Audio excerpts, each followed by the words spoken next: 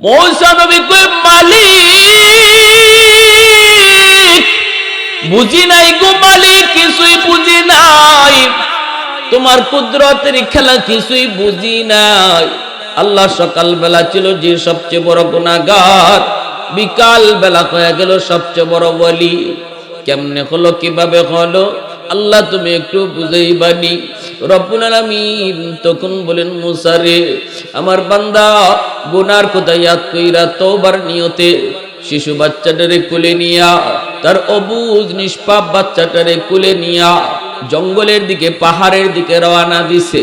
পাহাড়ের নির্জন জঙ্গলে যায় আমি আল্লাহর কাছে তওবা করবে। শিশু বাচ্চা কাটিকে নিয়ে রওনা দিছে, জঙ্গলের ভিতরে ঢুকলো। বাচ্চাটা কয়, আব্বু এত বড় পাহাড় গো আব্বা, এর চেয়ে বড় কিছু আছে নাকি? বাবা কয়, হো বাবা, পাহাড়ের চেয়ে বড় আছে। কি আছে? কই পাহাড়ের চেয়ে বড় হলো এই জমিন, জমিনের কোনো শেষ নাই। কয় বাবা, জমিনের চেয়েও বড় কিছু আছে নাকি? কয় আছে পানি, মাটির চেয়েও পানির পরিমাণ বেশি। কয় বাবা, পানির চেয়েও পরিমাণে বেশি কিছু আছে নাকি?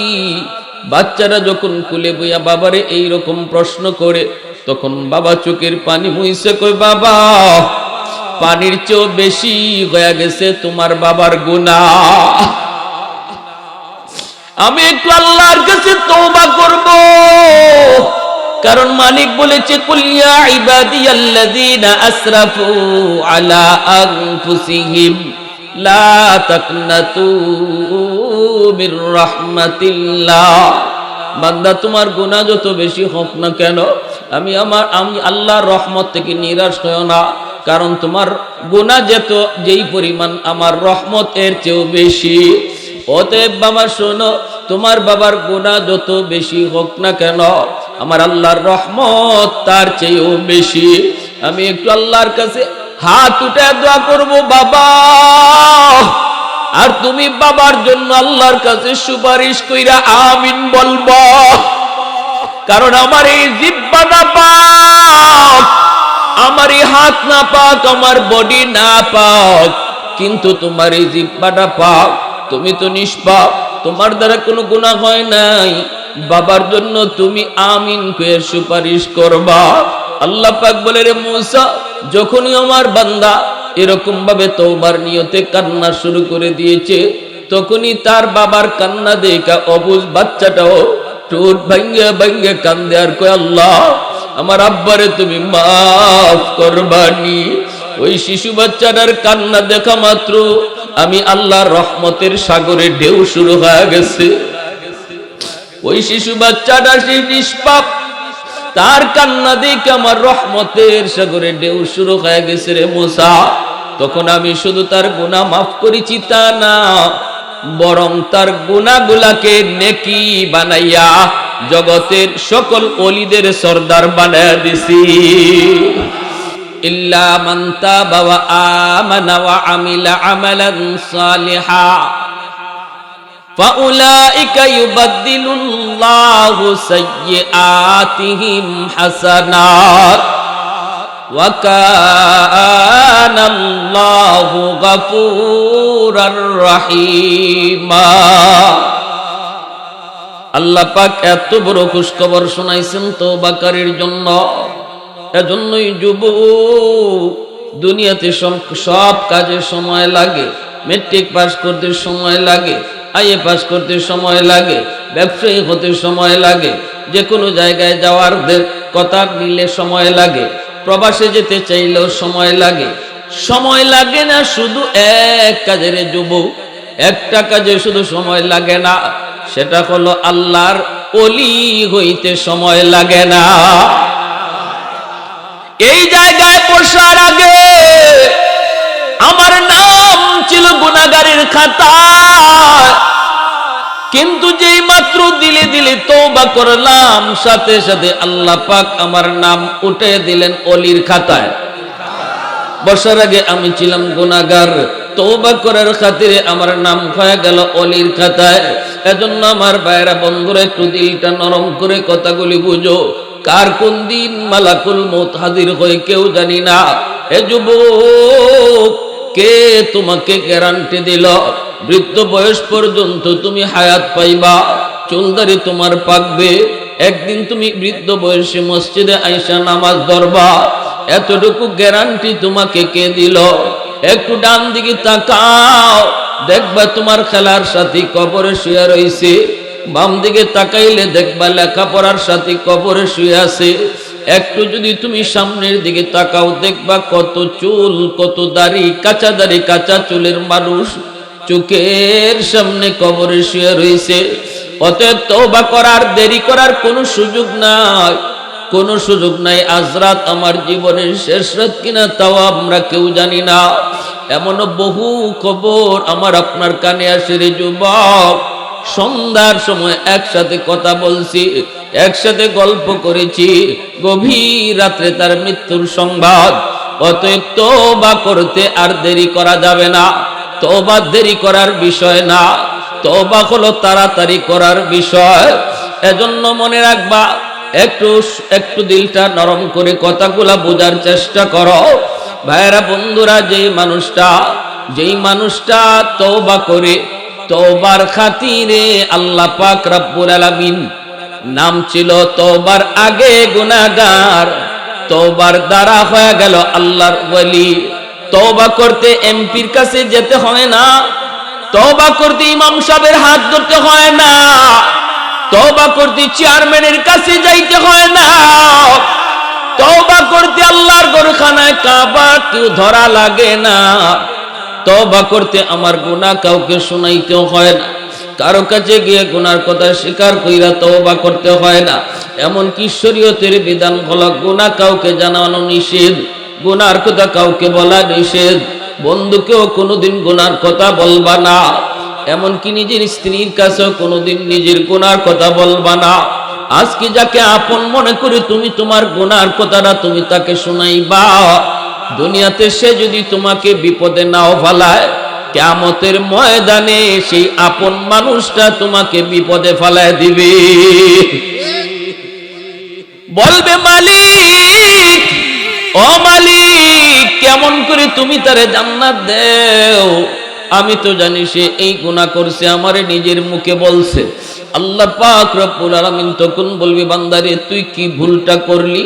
দুনিয়াতে আমি আল্লাহ তোর গুনাহটা লুকায় রাখলাম, কিন্তু তুই তোর গুনাহ লুকাইয়ে রাখতে পারলি না।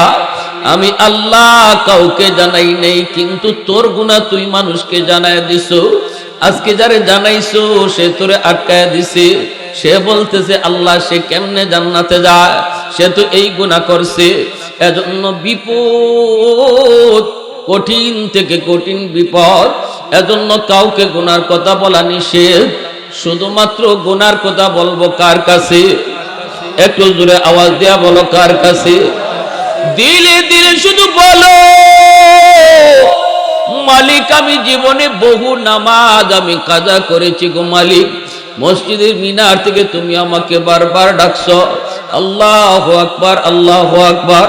আমি বন্ধুদের নিয়ে মসজিদের পার দিয়ে কত চলে গেলাম।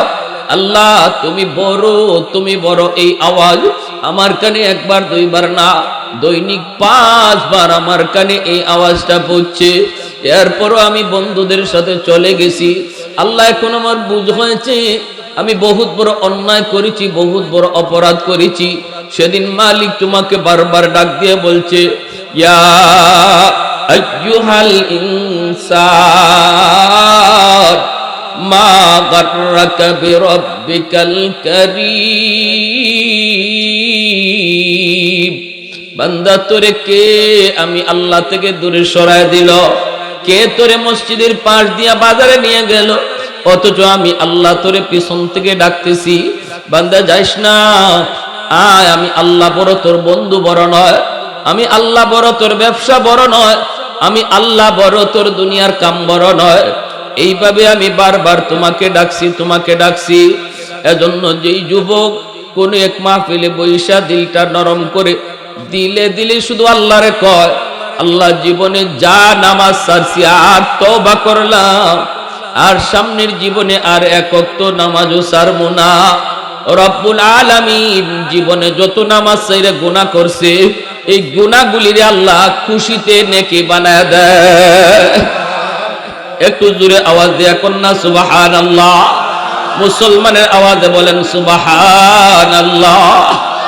ये जिक्र खुदा दिल में सदा रखने दिया कर और नक्श खुदा दिल में जमा रखने दिया कर क्या जाने हक इस्लाम है कोई फضل इलाही हर वक्त दरे कल्ब खला रखने दिया कर मुर्शिद की नजर गाज़ बसर से न होती है मुर्शिद की नजर गाज़ बसर से न होती है क्या खुश नजरी खुश नजरी खुश नजरी है क्या खुश नजरी खुश नजरी खुश नजरी है दिल तोड़ के दिल जोड़ दिया सबका खुदा से क्या दिल शिकानी दिल शिकानी दिल शिकानी है क्या दिल शिकानी दिल शिकानी दिल शिकानी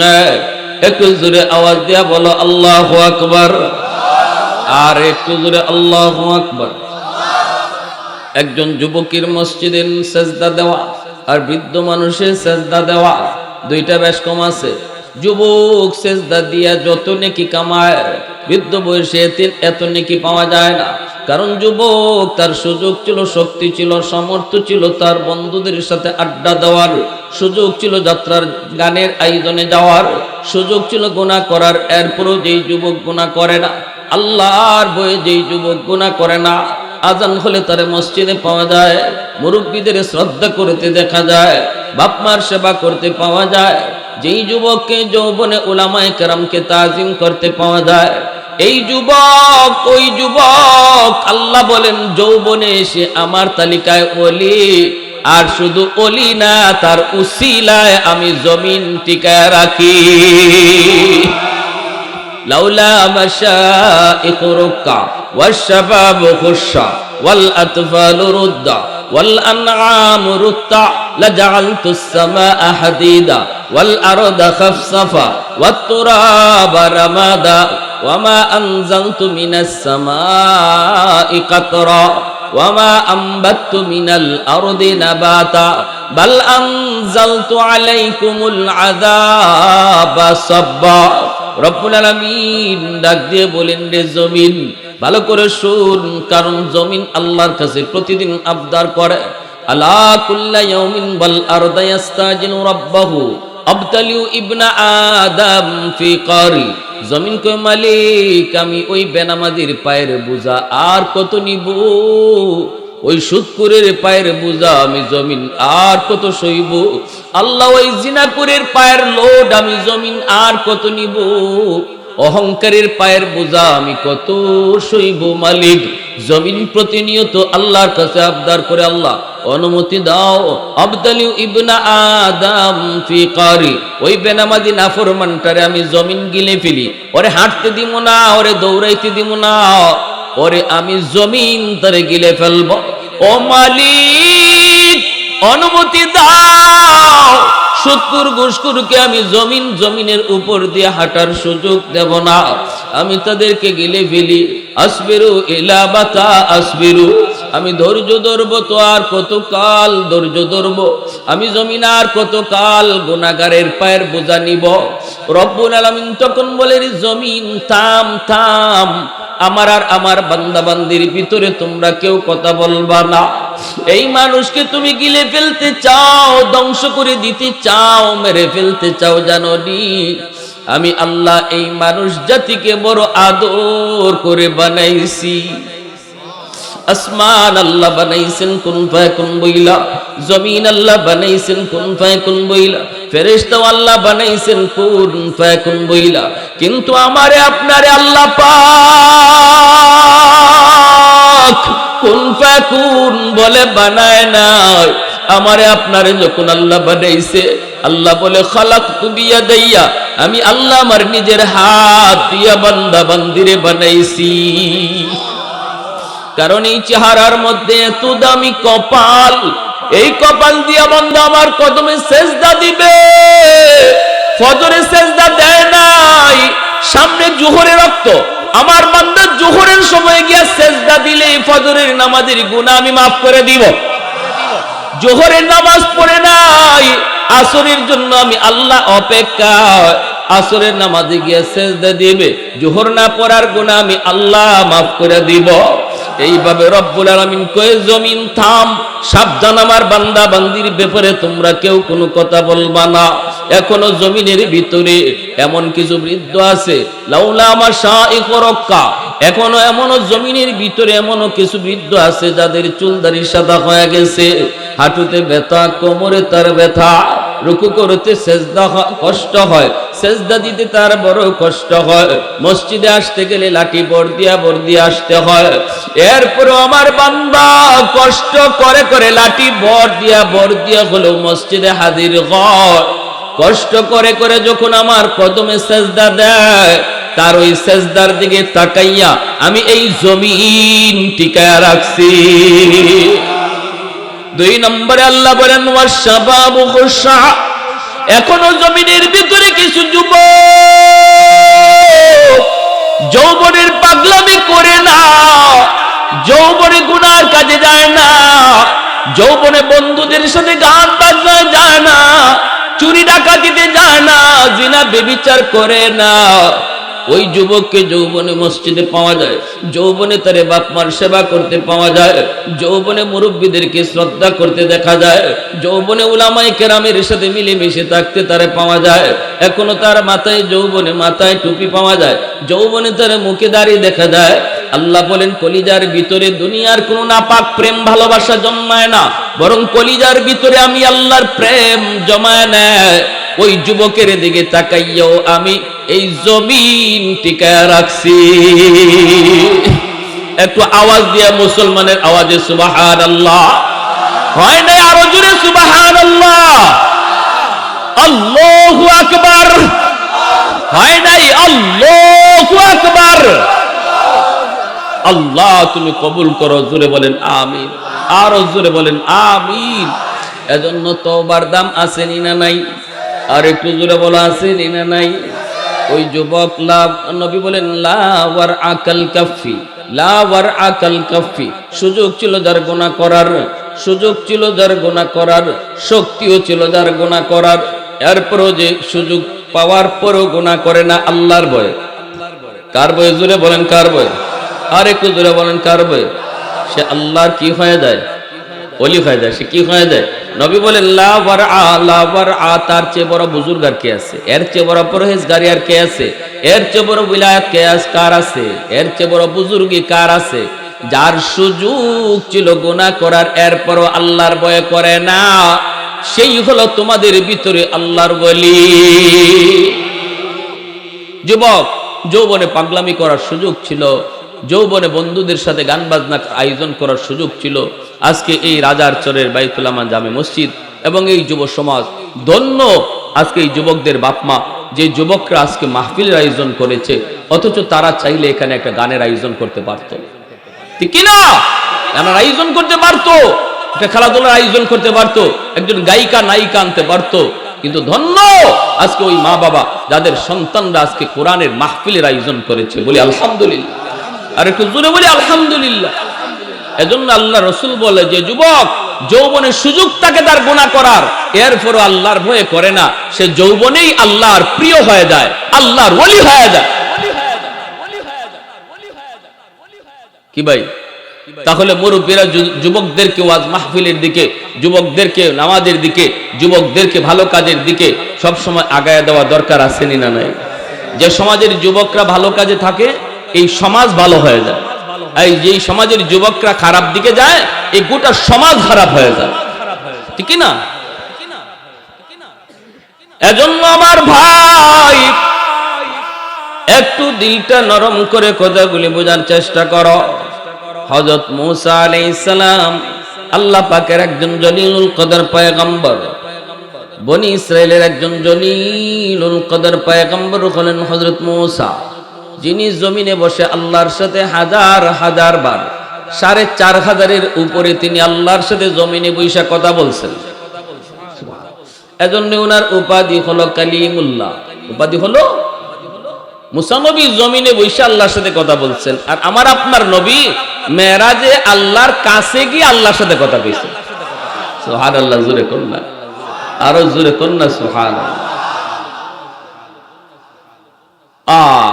আমরা সেই নবীর উম্মত, বলি আলহামদুলিল্লাহ। মুসা নবী আল্লাহকে বলতেছে, আল্লাহ, মুসা আলাইহিস সালাম তো মাঝে মাঝে আবদার করতেন, এমন কিছু আবদার করতেন যে আবদার আল্লাহ পাক মাঝে মাঝে আল্লাহ কুদরতি হাসিও হাসতেন। মুসা আলাইহিস সালাম কথা বলতেন পারেন কইয়া একদিন আল্লাহকে বলতেছেন, আল্লাহ একটা কথা কই। আল্লাহ কই, কি কইব কও। আল্লাহ তুমি নারাজ হইও না, তুমি রাগ কইরো না, একটা কথা কইলাই। আল্লাহ পাক কও না, কি কইবা। আল্লাহ আমি যদি খোদা হই আর তুমি যদি বান্দা হও তাহলে আমার কাছে কি চাইবা। কথাটা বুঝছেন আপনারা?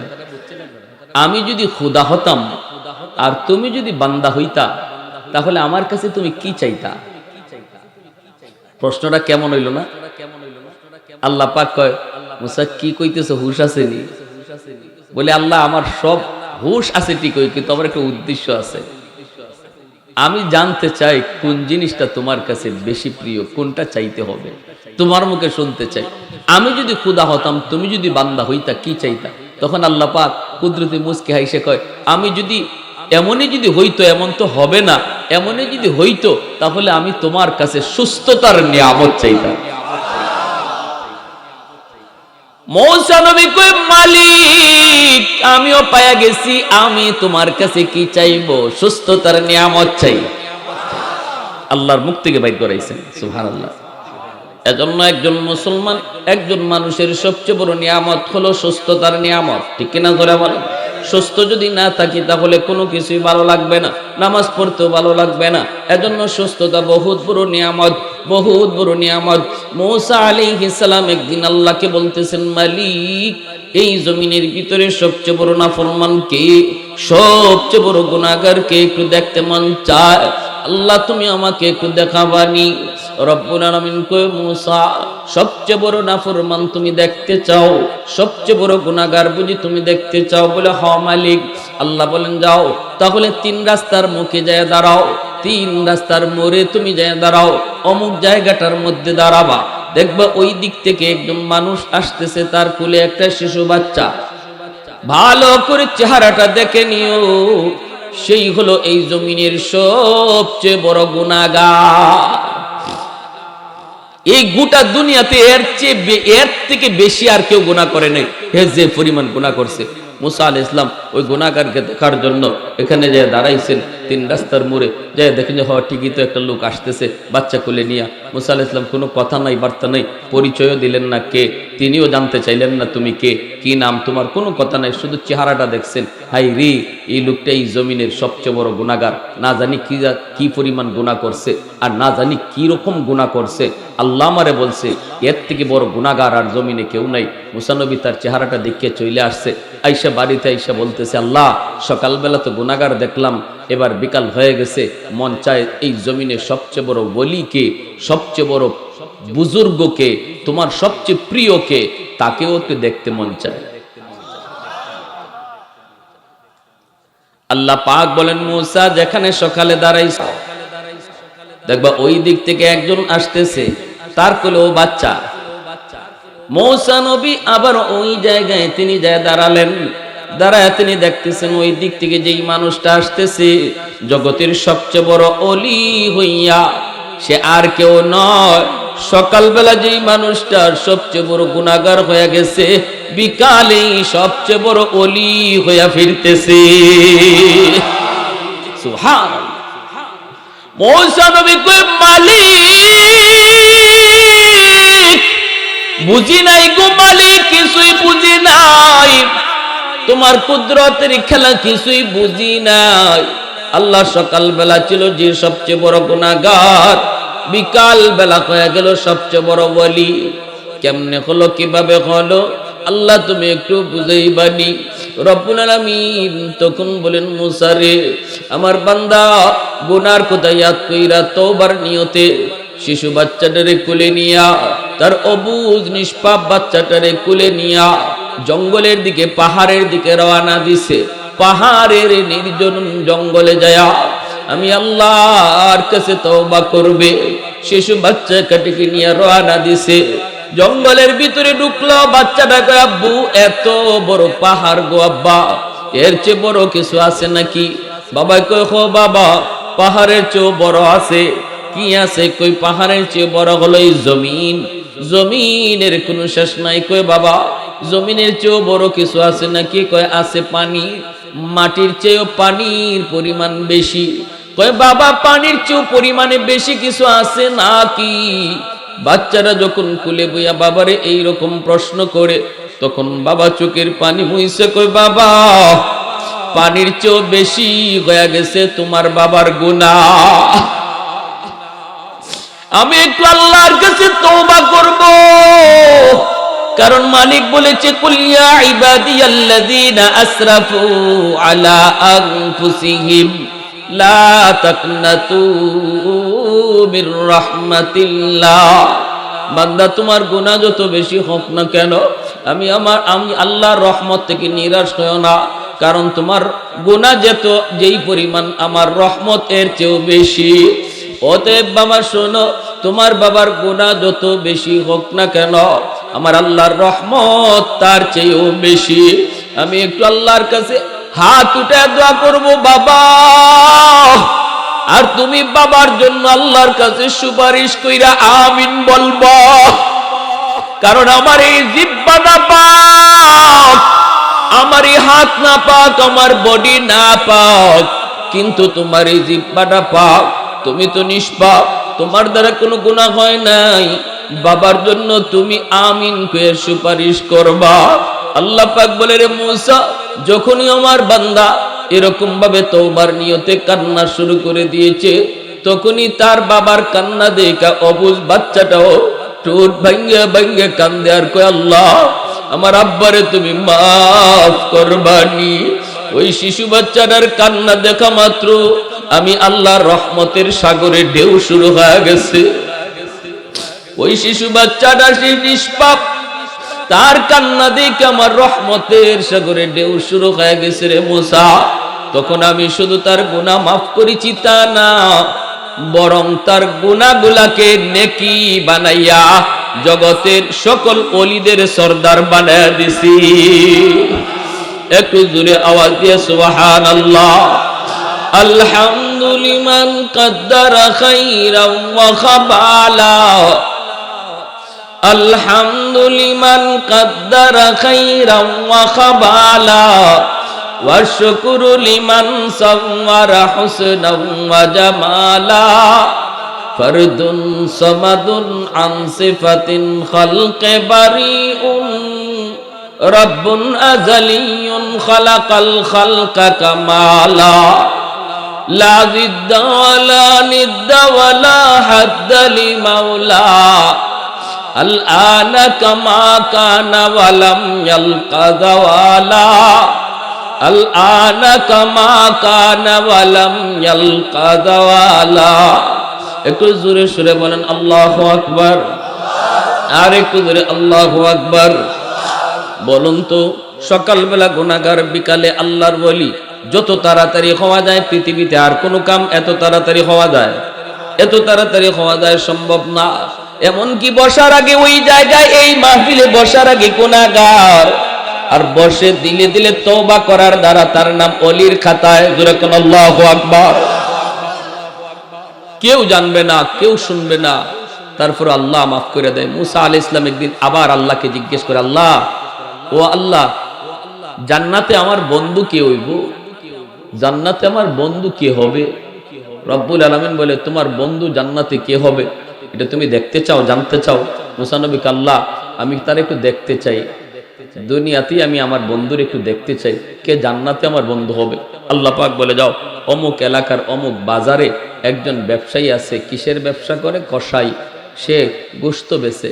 ওই কসাই হলো জান্নাতে তোমার বন্ধু।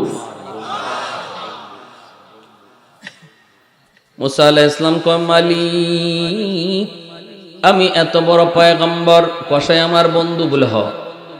আল্লাহ একটু নামটা বলো, আমি আমার বন্ধুকে একটু দেখতে চাই। একজন কসাই হয়ে আসে কেমন করে নবীর বন্ধু হয়ে গেল, কি তার নেক আমল একটু আমার দেখতে মন চায়। রব্বুল আলামিন তারে বললেন ঠিক আছে, তার ঠিকানা হলো এই, নাম হলো এই। মুসা আলাইহিস ইসলাম ঠিকানা লইয়া মুসাফির বেশে তিনি বের হয়ে গেলেন। যাইয়া তিনি ওই বাজারে লোকটারে পেয়ে গেলেন, নাম জিজ্ঞেস করলেন, নামে মানুষে মিলে গেল। মুসা নবী এইবার নিজের পরিচয় দেন না, তিনি যে বনি ইসরাইলের পয়গম্বর মুসা এই পরিচয় তিনি দিলেন না। না দিয়ে তারে বলতেছেন, বাইরে আমি একজন মুসাফির, আমি আপনার বাড়িতে আজকে রাত কাটাতে চাই, আপনি আমারে আপনার বাড়িতে মেহমান হিসাবে নিবেননি। সাথে সাথে লোকটা খুশি হয়ে বলতেছে, অবশ্যই আপনি আমার বাড়িতে আজকে মেহমান হবেন, কারণ মেহমানের কদর আমার নবী বলেছেন, মান আরাদা আইয়াবসুতার রিজকা ফালইউকরিম দাইফা আও কামা ক্বালান নবী আলাইহিস সালাম। নবী বলেন, কেউ যদি তার রিজিকের ভিতরে ইনকামের মধ্যে বরকত বেশি চায়, সে যেন বেশি বেশি মেহমানদারি করে। ছোট্ট ব্যবসা করো, ছোট্ট চাকরি করো যুবক, যদি তুমি তোমার কামাইয়ের ভিতরে রুজির ভিতরে বেশি বরকত চাও, বরকত বোঝানো যায় না, বরকত সব সময় ওয়াজ করে বোঝানো যায় না, বরকত এটা বোঝার বিষয়, বোঝানোর বিষয় না, বোঝার বিষয়। ভাইরা বন্ধুরা, আল্লাহ পাক রব্বুল আলামিন ওই মানুষটাকে আল্লাহ অল্প রুজির ভিতরে বরকত বাড়ায় দেয়, যেই মানুষটা মেহমানদারি বেশি বেশি করে। আমরা মনে করি মেহমানদারি করলে সম্পদ কমে, কিন্তু নবী বলেন মেহমানদারি বেশি করলে সম্পদ বাড়ে। আমার বুঝটা সত্য না নবীর কথা সত্য? জোরে বলেন না, আমার বুঝটা সত্য না নবীর কথা সত্য? আল্লাহ নবীর কথা।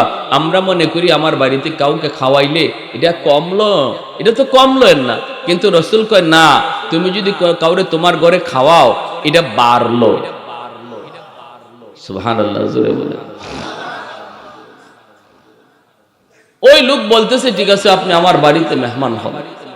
মুসা আলাইহিস সালাম তার বাড়িতে গেলেন, যে মুসা আলাইহিস সালাম ঢোকা মাত্রই দেখেন লোকটা হাতের মধ্যে খাবার নিয়ে ঘরের ভিতরে ঢুকলো। সবার আগে ঢুকেই সে বিবির কাছেও গেল না, সন্তানের রুমেও ঢুকলো না, সবার আগে একটা ঘরে যে ঢুকলো, যেই ঘরে যেই রুমের মধ্যে একজন বৃদ্ধা মহিলা, যেই বৃদ্ধা মহিলা বিছানায় পড়া কবুতরের বাচ্চার মতো হয়ে গেছে বয়স বেশি হওয়ার কারণে, ওই বৃদ্ধা মহিলাটাকে হাতে করে নিজের কোলে নিল। কোলে নিয়া এইভাবে দেখা যায় মা মা কইয়া হাতে আনা খাবার সবার আগে মাকে খাওয়াইল। আল্লাহর পয়গম্বর মুসা তিনি সবগুলি আমল তার লক্ষ্য করেন, কোন আমলের কারণে সে এত বড় মর্যাদা পাইল। মুসা নবী তিনি যাইয়া দেখেন ওই মা, ওই বৃদ্ধা মাকে সে কুলে উঠে খাওয়াইলো, এমনকি গোশতের টুকরাটা একটু শক্ত হওয়ার কারণে শিশুকালে আমরা যেমন গোশত খাইতে চাইলে খাইতে পারতাম না, মা মুখের মধ্যে গোশতটা নিয়া নিজের দাঁত দিয়ে সেটাকে নরম করে আমার মুখে তুলায় দিত। আল্লাহর পয়গম্বর মুসা দেখেন সন্তানও আজকে গোশতের টুকরাটা নিজের মুখে নিয়া নিজের দাঁত দিয়ে কামড় দিয়ে গোশতটারে নরম করে মার মুখে তুইলা দিতেছে। মুসা আলাইহিস সালাম এই দৃশ্যটা দেখতেছেন, আর তিনি দেখেন তার শিশু বাচ্চাগুলি তার পায়ের কাছে আইসা কান্না শুরু করেছে, আব্বু পেটের ক্ষুধায় বাঁচি না গো বাবা, সারাদিন কিছু খাই নাই, আব্বা আমাদেরকে খানা দেন। বাবা সন্তানদের মাথায় হাত বোলায় আদর করে চুমু দিয়া কয়, আব্বু একটু পরে, আগে তোমাদের দাদুকে খানা খাওয়ায়া নেই, তারপরে তোমাদেরকে খানা দিব। মুসা নবী আল্লাহর পয়গম্বর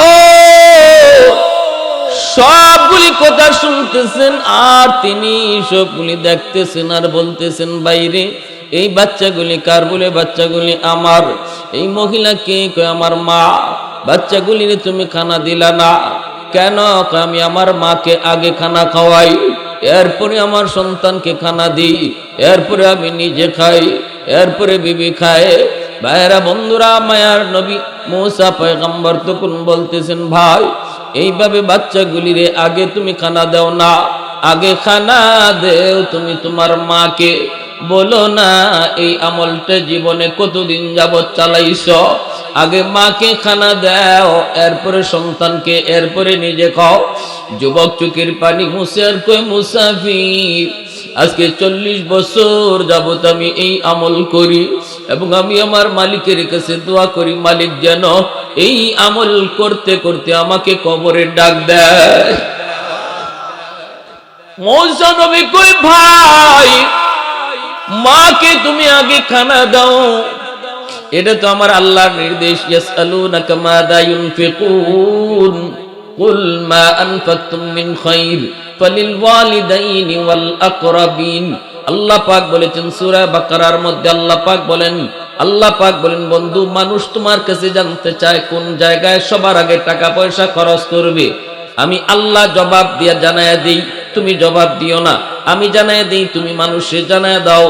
তার টাকা তার পয়সা সবার আগে বাপ মার জন্য খরচ হবে। সিদ্ধান্তটা কার? একটু জোরে আওয়াজ দিয়া বলো কার? আল্লাহ বলে না, খাবার তুমি আগে না, আগে মা খানা খাইলো কিনা, বাবা খানা খাইলো কিনা, এটা তুমি আগে দেখো।